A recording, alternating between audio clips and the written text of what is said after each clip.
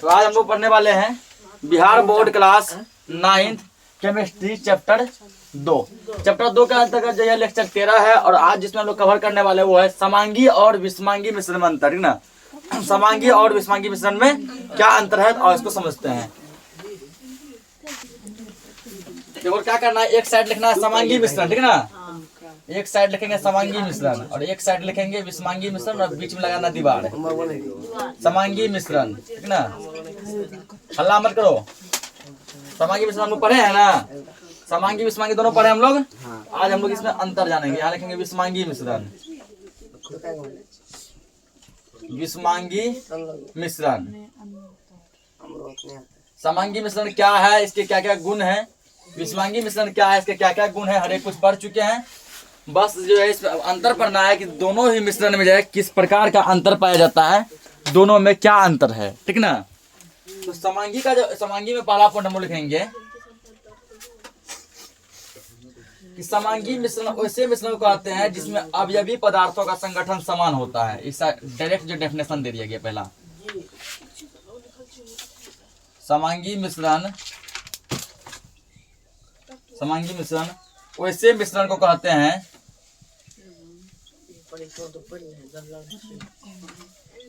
वैसे मिश्रण को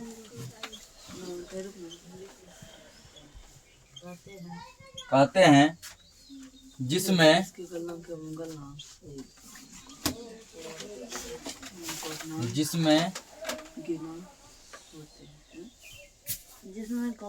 अवयवी कण पाए जाते हैं, जिसमें अवयवी पदार्थों का संगठन, अवयवी पदार्थों का संगठन समान होता है, समान होता है ना। कहने का मतलब हुआ कि समांगी मिश्रण में जो सभी अवयव होंगे सभी क्या होंगे, बराबर मात्रा में होंगे, ठीक है। सभी क्या होंगे, बराबर मात्रा में होंगे और सभी पदार्थों का संगठन जो होगा वो एक समान होगा। और समांगी मिश्रण को जो है अलग करना क्या होता है, बहुत ही मुश्किल होता है, ठीक ना। इसको हम लोग आसानी से जो है अलग अलग भाग में अलग नहीं कर सकते हैं। समांगी मिश्रण जिन भी चीजों से बना है अगर सोचेंगे तोड़ के अलग कर दें वो थोड़ा सा ना बहुत मुश्किल हो जाता है, जबकि विषमांगी मिश्रण में ऐसा कुछ नहीं होता है। और इसमें जितने भी अवयव होते हैं सब क्या क्या होते हैं, एक समान होते हैं। इसमें पहला पॉइंट लिखना है, विषमांगी मिश्रण वैसे मिश्रण को कहते हैं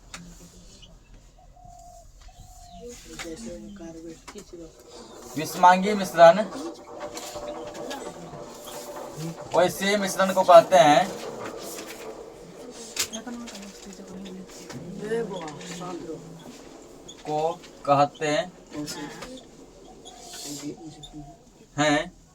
जिसमें अवयवी पदार्थों का संगठन एक समान नहीं होता है। बस इसका अपोजिट लिखना है, जिसमें अवयवी पदार्थों का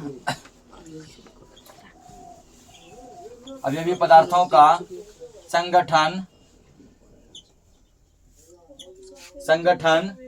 अवयवी पदार्थों का संगठन एक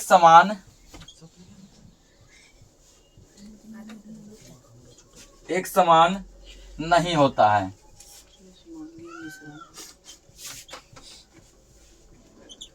जिस मिश्रण में जो है अवयवी पदार्थों का संगठन एक समान नहीं रहेगा, ठीक ना। अगर मान लो 2-4 चीज से बना हुआ है ये मिश्रण, तो कोई चीज ज्यादा रहेगा, कोई चीज क्या रहेगा, कम रहेगा। तो इस प्रकार के मिश्रण को हम लोग जो है विषमांगी मिश्रण कहते हैं।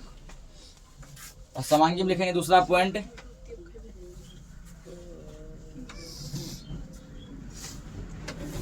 यह प्रायः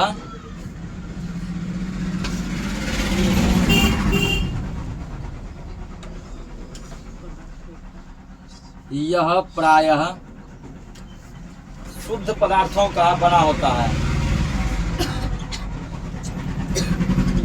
शुद्ध पदार्थों का बना होता है।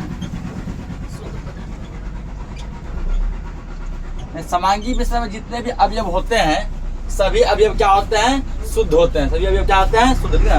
यह जो है शुद्ध पदार्थों का बना होता है। इसमें लिखा है दूसरा पॉइंट, यह प्रायः अशुद्ध पदार्थों का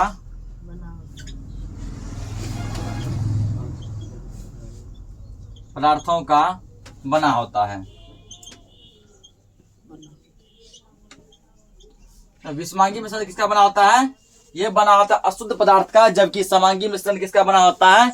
ये बना होता है शुद्ध पदार्थ का। यानी समांगी मिश्रण के प्रत्येक अवयव आपस में शुद्ध होते हैं। आगे लिखेंगे इसमें उपस्थित अवयवों को, अवयव यानी कण, इसमें उपस्थित अवयवों को, इसमें उपस्थित अवयवों को नहीं देखा जा सकता है।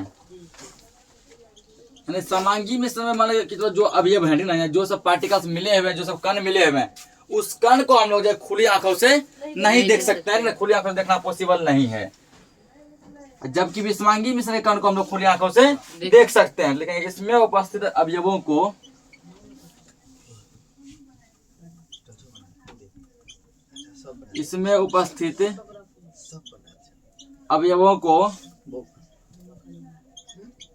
अवयवों को देखा जा सकता है, देखा जा सकता है। विषमांगी मिश्रण के कण को देख पाएंगे, जबकि समांगी मिश्रण के कण को नहीं देख पाएंगे। तो चौथा पॉइंट लिखना है,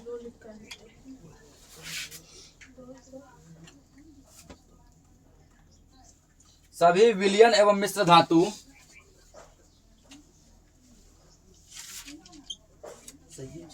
सभी विलयन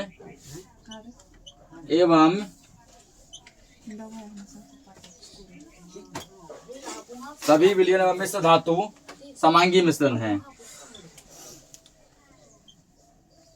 सभी विलयन एवं मिश्र धातु क्या है? समांगी मिश्रण है।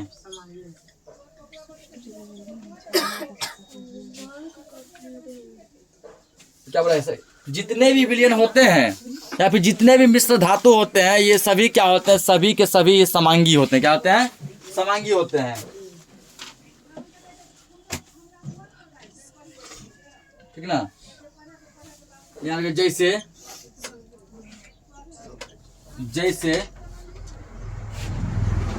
चीनी एवं जल का मिश्रण, चीनी एवं जल का मिश्रण, चीनी एवं जल का मिश्रण, नमक एवं जल का मिश्रण, नमक एवं जल का मिश्रण। तो चीनी और पानी को मिला या फिर नमक और पानी को मिला, ठीक ना, इसके कण को हम लोग खुली आंखों से नहीं देख पाते हैं। नहीं देख पाते हैं। ये सभी क्या है ना, ये सभी जो समांगी मिश्रण है, और इसको अलग करना भी क्या होता है? बहुत ज्यादा ही मुश्किल होता है। विषमांगी में लिखना है कि विलयन एवं मिश्र धातु को छोड़कर विलयन एवं मिश्र धातु को छोड़कर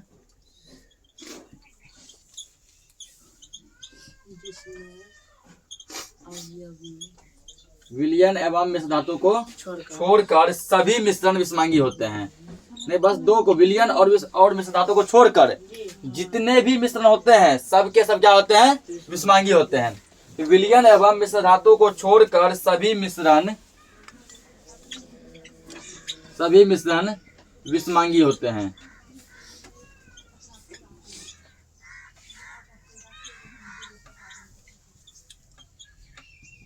विषमांगी होते हैं। जैसे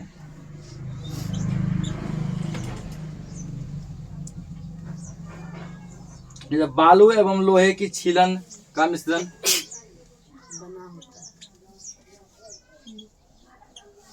बालू एवं लोहे की छीलन, छीलन का मतलब समझता है? चूर्ण, ठीक ना, लोहे के चूर्ण, छीलन, ये क्या मिश्रण ना,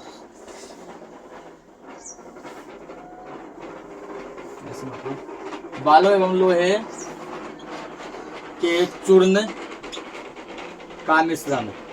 लोहा को जब हम लोग काटते हैं जब आरी से, तो उससे चूर्ण पाउडर जैसा निकलता है ना, इन दोनों का मिश्रण जो होगा वो क्या होगा? विषमांगी होगा। नमक एवं बालू का मिश्रण। साफ देख पाएंगे हम लोग खुले आंखों से, ये नमक है और ये क्या है, बालू है, ठीक ना। नमक एवं बालू का मिश्रण,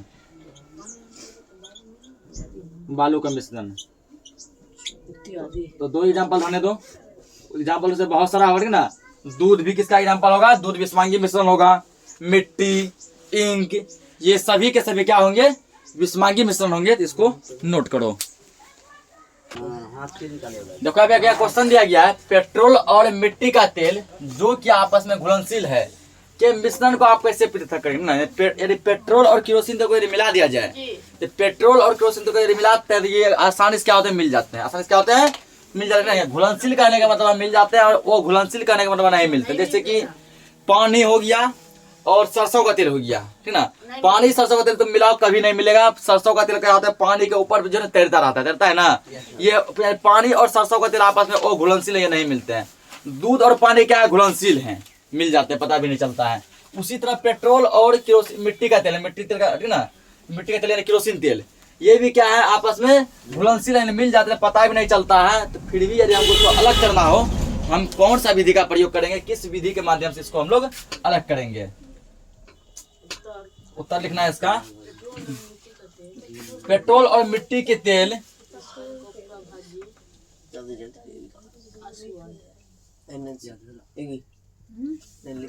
पेट्रोल और मिट्टी के तेल, पेट्रोल और मिट्टी के तेल के मिश्रण को प्रभाजी आसवन विधि द्वारा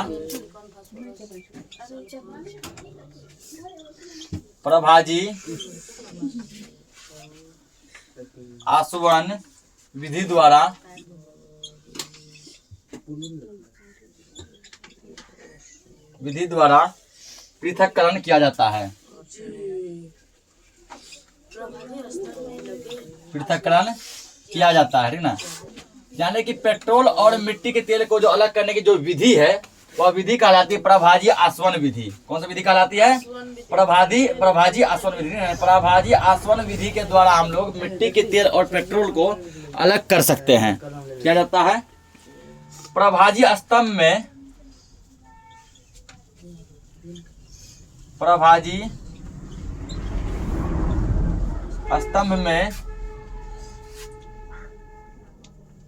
लगे आसवन फ्लास्क को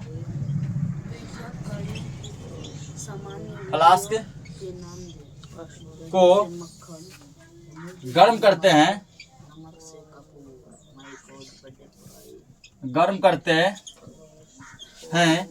जिससे मिश्रण के अवयव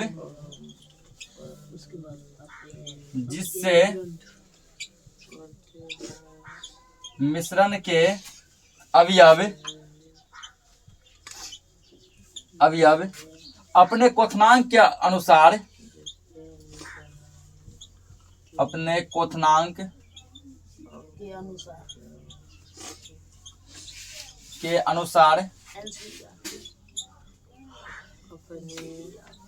पृथक हो जाते हैं, अलग हो जाते हैं।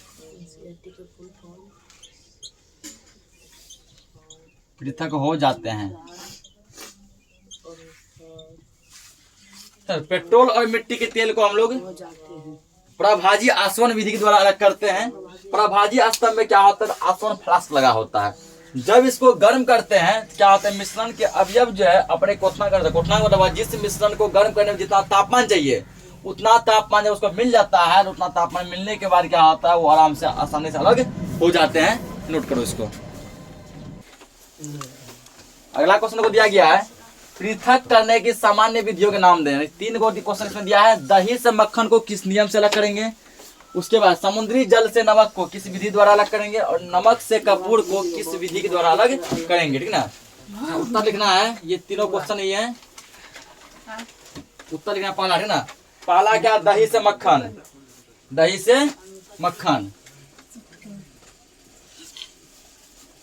दही से मक्खन, इसको हम लोग अलग करें किस विधि के द्वारा? अपकेंद्रन द्वारा, ठीक ना। यानी जिस विधि के द्वारा हम लोग दही से मक्खन को अलग करते हैं उस विधि का नाम है अपकेंद्रन विधि,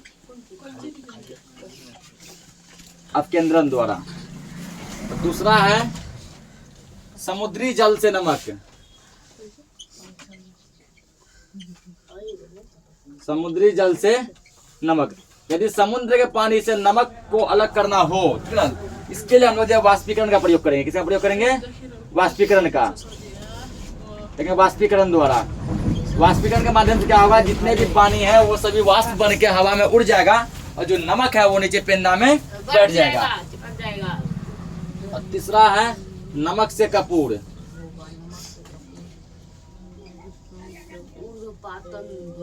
इसको हम लोग अलग करते हैं ना, ऊर्ध्वपातन विधि। इस विधि का क्या नाम है? ऊर्ध्वपातन।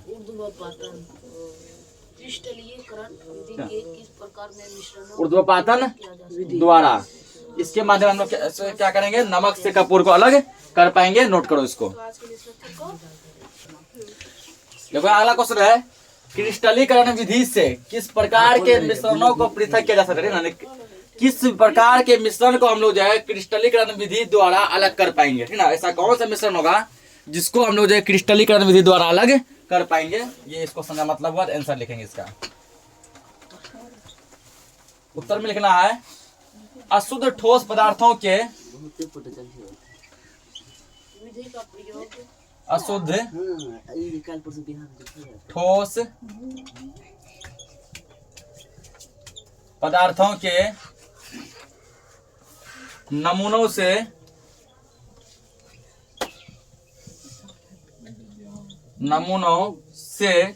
शुद्ध ठोस पदार्थ प्राप्त करने के लिए, शुद्ध ठोस पदार्थ प्राप्त करने के लिए, हल्ला मत कीजिए, प्राप्त करने के लिए क्रिस्टलीकरण विधि का, क्रिस्टलीकरण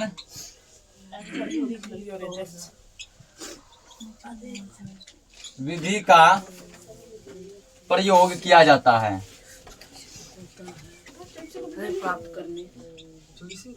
प्रयोग किया जाता है।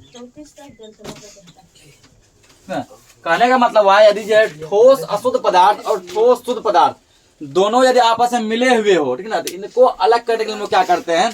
तो क्रिस्टलीकरण विधि का प्रयोग करते हैं और इस विधि के माध्यम से हम लोग क्या करते हैं? इसको अलग करते हैं। इसको नोट करो। आज के लिए क्लास को इतना ही रखते हैं।